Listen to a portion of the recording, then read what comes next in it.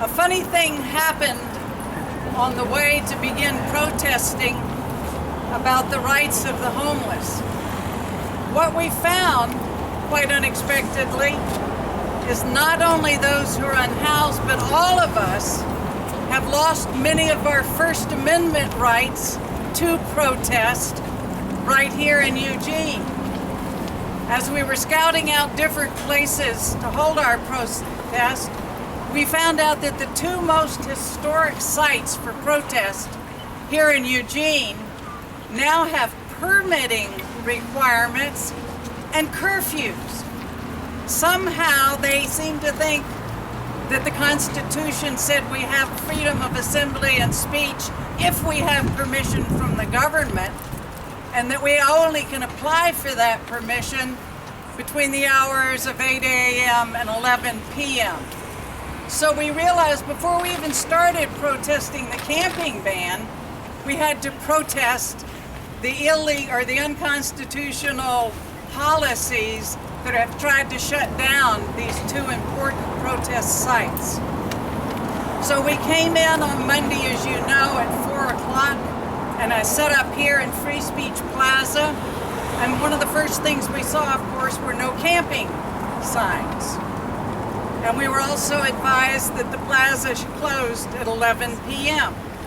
Nonetheless, knowing that we had to contest this, we struck our tents, and we were contacted by EPD, who was very courteous, wanted to know what our plans were, and explained to us their concerns. And we explained to them our constitutional rights. The next morning, we were rousted by a bunch of very rowdy and unpleasant sheriff officers at 7 a.m. who ordered us to leave.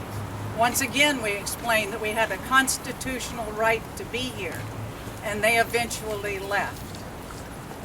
Yesterday, the chief administrator for Lane County chose to release to the Register Guard untruths about this protest. All of you have been here over the last few days, and you know the site's pristine, and you know the people have been in very respectful conversations with you and with the public.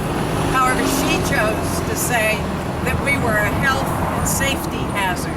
So we're so glad all of you have the documentation that this was not true. This is a common technique used to shut down protests, to say there are only two reasons, or really one big one, that you can shut down a protest.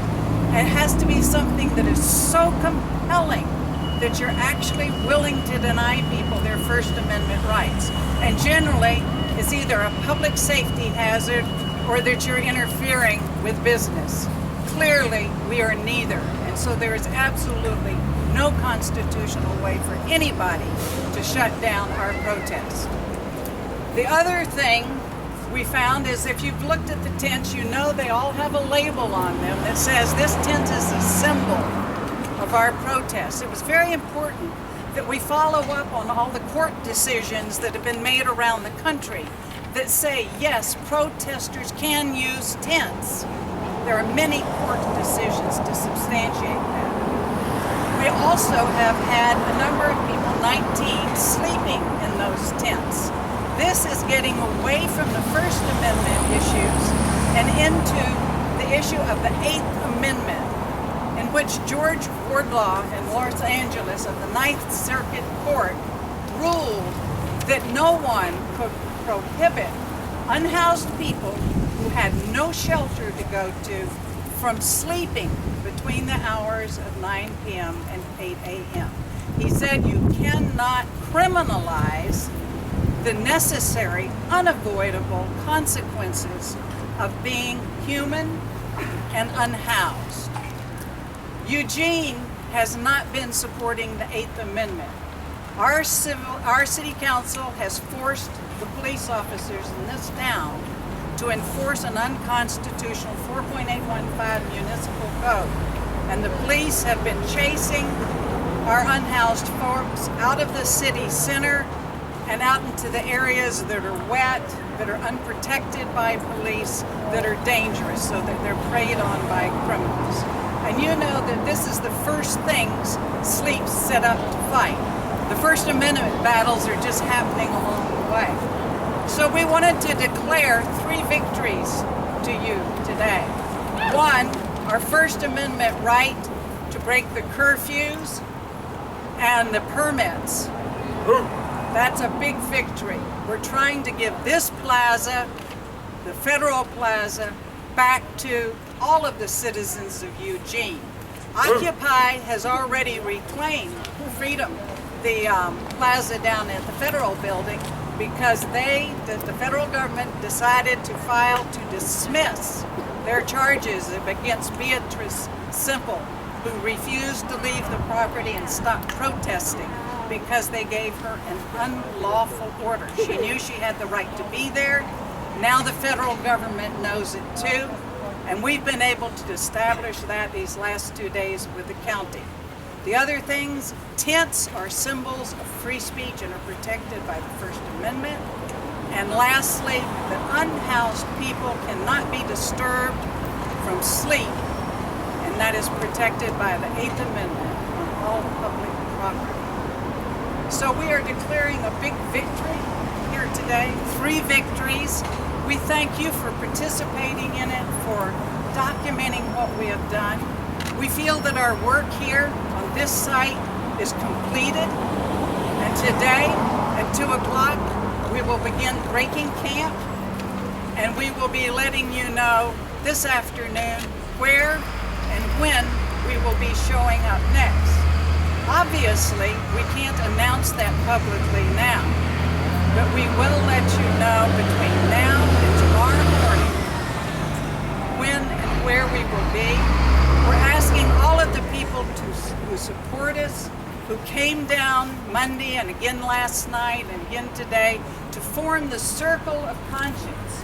All of the people of faith and the people who are human rights advocates and the common decent citizens of this town to come down and form this moral foundation for the work that we're doing. If the city council is going to force our police officers to violate our constitutional rights, we want you to be there to be witness and then to talk to your councilors and mayors and tell them this is not okay. We also want to thank officers from EPD who have been working with us, and I'd say that very sincerely. They have been working with us on trying to deal with our presence here. Our pledge to them is that we are going to work as hard as we can, because we believe that most police officers want to serve and protect, and they do not enjoy enforcing laws that harm those who are unhoused instead of helping them.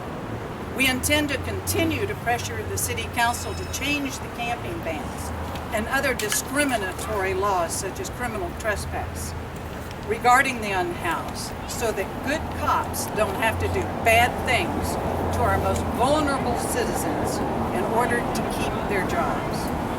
Sleeps will continue to hold rallies and pitch our constitutional camps until the camping bans are modified in the short term and until far better long-term, safe, legally entitled emergency places to sleep are established.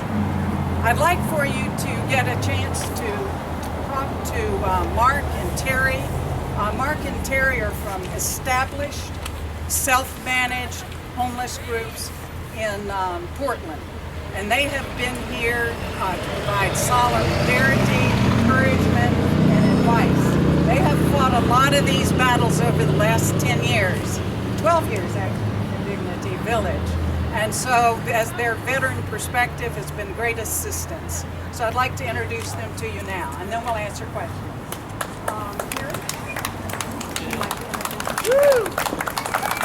Get closer to the mic.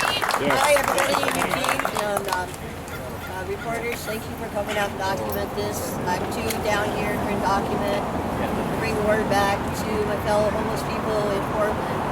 I'm from Dignity Village, and it was like 12 years ago. They started out as humble beginnings underneath the freeways in Portland. And today we have a space that people are homeless who come and help heal from the trauma of being on the streets. and it's really good to see this beginnings here. I'm really, really excited. We have a good group of people starting out this really good opportunity for people unhoused here in Eugene. And thanks to all the Eugene people here supporting us. It's a good thing. Thank you.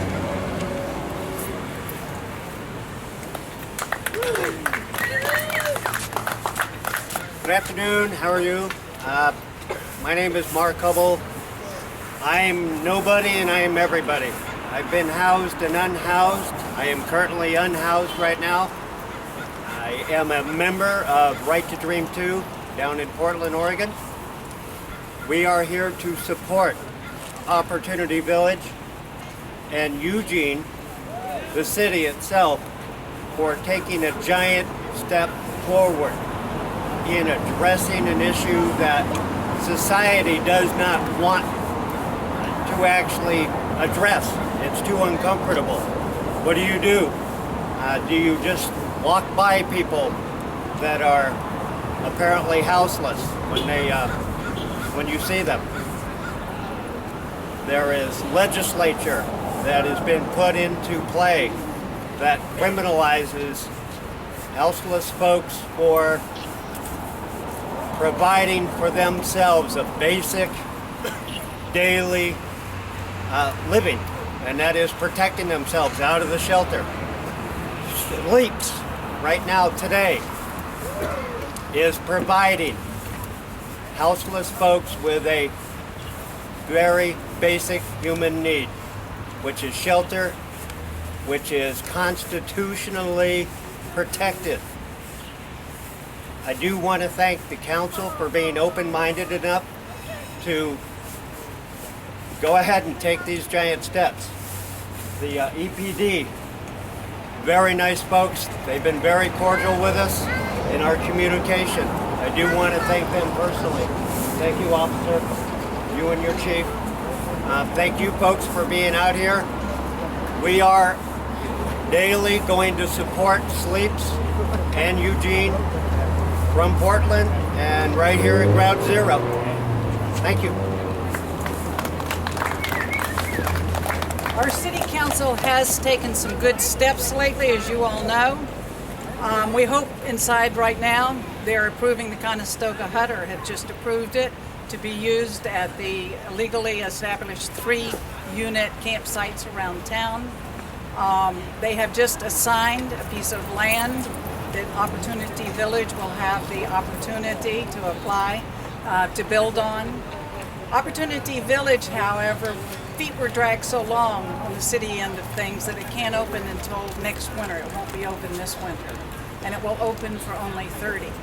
I honor the mayor and her recent challenge to raise $40,000 for 40 families under the St. Vincent program. That's the kind of leadership I really like to see in our mayor. Now, though, we still have 1,500 people out there with no place to go to the bathroom, no place to sleep, no place to put their garbage, no way to protect their boundaries, and no way to stay out where it's safe. So that's the next goal. Are there anybody with any questions that you'd like to answer now, or would you prefer to have individual interviews with a variety of folks? What would you like to do? The Egan Warming Center, is there a status on that for this winter because the Opportunity Village is not going to be set up for next winter?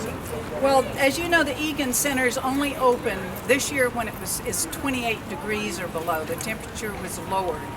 And I know they're trying to get additional sites. It's very difficult to get that, and it's very difficult to get the funding. So I think money in some ways is the least of their problems, the volunteers, having sufficient trained volunteers. That's an incredibly, just an exquisite program.